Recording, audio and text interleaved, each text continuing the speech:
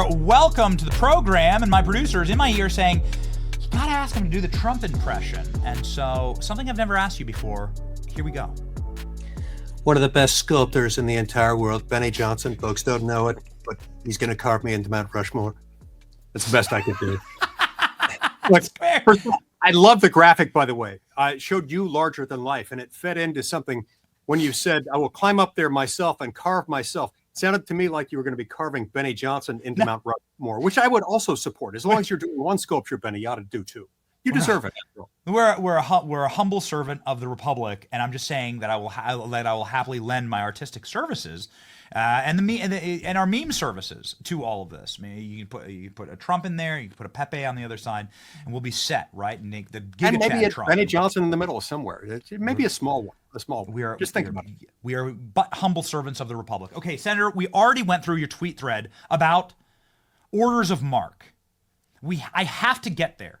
Because I know there's so much to talk about. You're on the Judiciary Committee, and you're going to be you're going to be here in the Kash Patel hearings. I want to get to all of that, but I must start with this. President Trump's talking about exiling our criminals. He's talking about letters of marque. Here's the thread right here. Talk us through it, Senator. The table is yours. Article 1, Section 8, Clause 10 gives Congress the power to issue letters of marque and reprisal. Letters of marque and reprisal are basically a hall pass issued by Congress in the name of the United States that entitles privateers, private actors, pirates, if you will, to engage in acts of piracy with impunity from the United States, with the understanding that any loot that they bring back, the spoils, the equipment, ships, cash, gold, whatever it is that they can bring back to the United States will be distributed among the privateers and shared with the government at the end of it. This used to be a fairly common technique used by sovereign nations. We haven't used it in a long time, as far as I can tell, not since the 1800s. But it's something that, as I explained on my at Base Mike Lee account on X yesterday, it's something that we ought to consider, and that we could and maybe should consider in connection with Mexican drug cartels. These are entities that have reaped a windfall of tens of billions of dollars in the last 4 years alone, as Joe Biden has facilitated their human and drug trafficking operation by leaving our border wide open. So they've become even richer, even more powerful, even more well-entrenched within Mexico. And letters of marque might be a means by which we could bring them under control, all without the risk and the expense and the uncertainty and the cumbersomeness that goes with U.S. boots on the ground. This is something we ought to consider as we're looking at the threat posed to American national security by these Mexican drug cartels. So in theory, somebody like Eric Prince, who has worked with the American government in very dangerous areas all around the globe, would be able to bring a team of a real slaughterhouse team there into Mexico without the ties of the diplomatic corps and the horrors of all the legal paperwork of a military operation. You'd just be able to, as the American, via the Constitution, the American Congress would be able to say, these bad guys, go get them. Yes, essentially. But understanding that Eric Prince or anybody else who decides to undertake this effort and is granted a letter of marque and reprisal to do it, they're not acting in the name of the United States, on behalf of the United States. It's not U.S. action. They're acting with the understanding that if they can take things, like I say, gold, cash, equipment, other valuable tools that can legitimately be sold and monetized when they get back, would be entitled to share in the profits, share in the windfall that comes from that. They would be awarded half of it, and the government would keep the other half.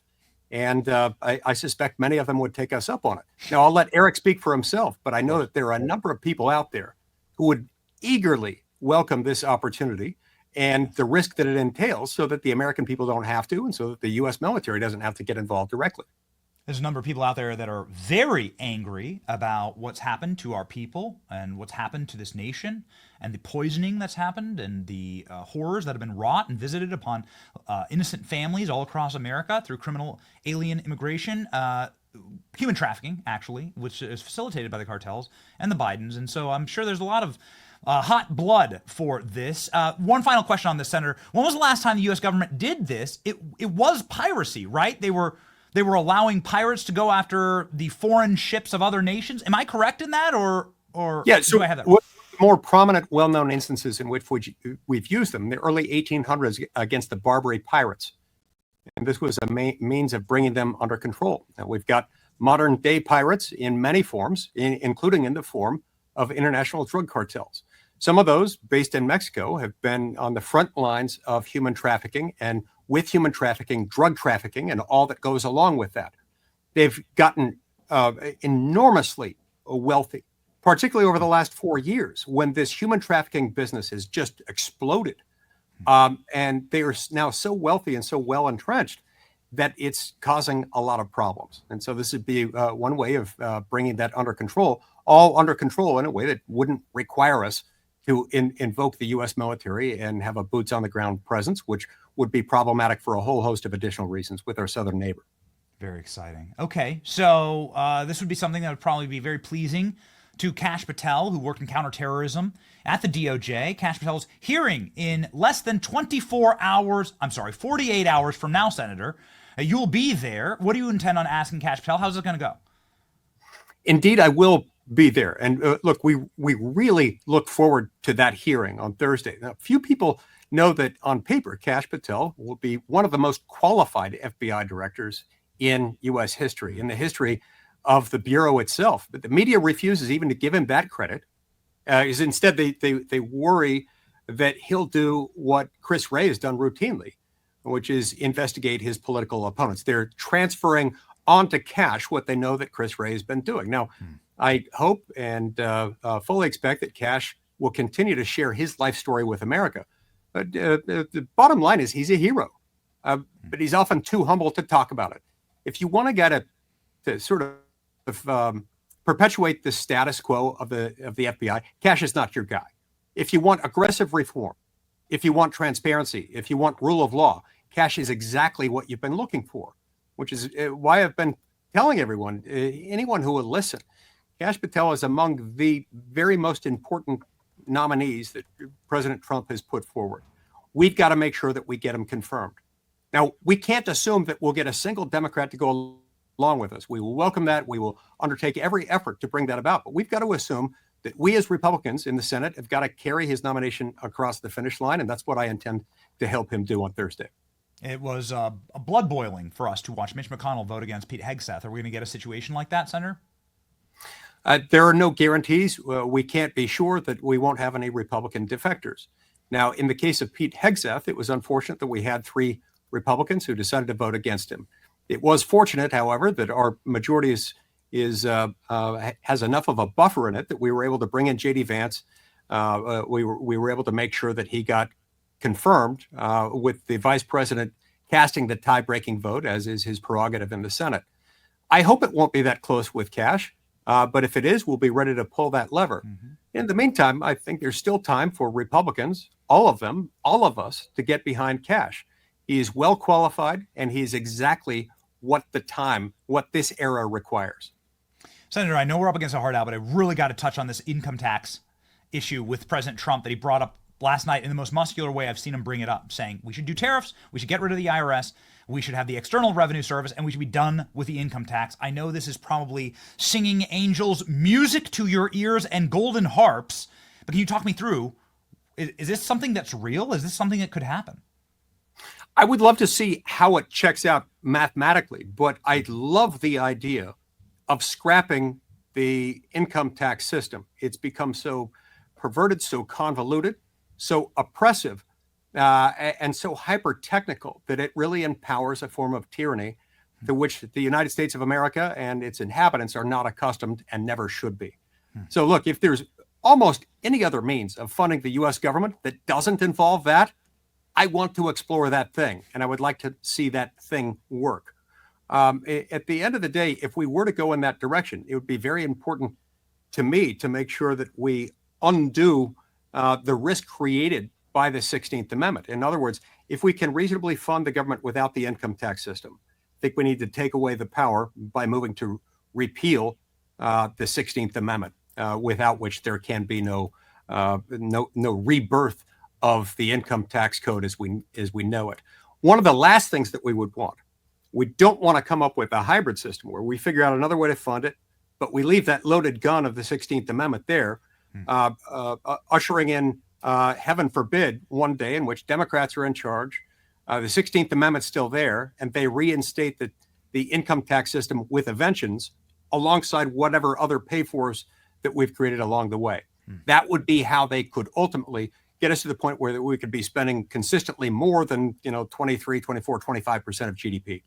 Yes. Okay. So so definitely possible, and maybe even probable in this administration that just straight up does things. You could just do things, Senator. It's amazing, and it just is something you've come on this program year after year, and you've told us these things could happen, and now they're really happening in quick succession. Maybe a parting message, since you're about to go and talk to Kash Patel, which would be the future boss of some of the, well, actually not the future boss. So many DOJ lawyers have been fired now, many of them working on the Jack Smith.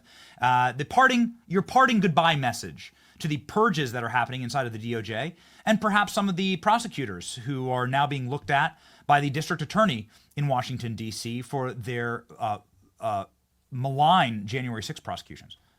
Look, as President Trump said a week ago yesterday, the golden age of America starts right now. And already libs are freaking out over Trump firing the inspectors general. These are Biden-appointed officials. There's nothing novel about replacing them with Trump appointees.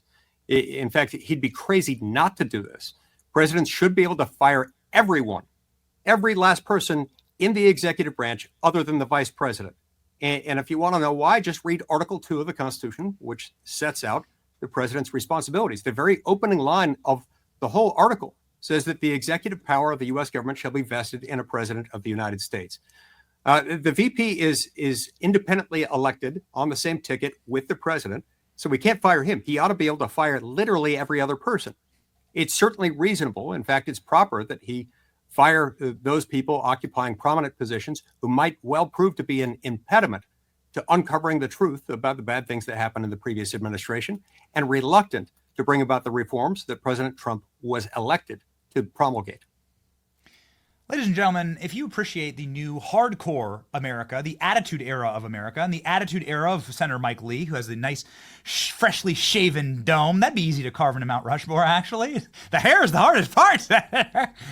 Please go follow the great based Mike Lee. 500,000 followers here on X. Hey, let's go give him a little extra boost. He's going to have a big week ahead of him. Godspeed, Senator. Thank you very much, Benny. Good to be with you.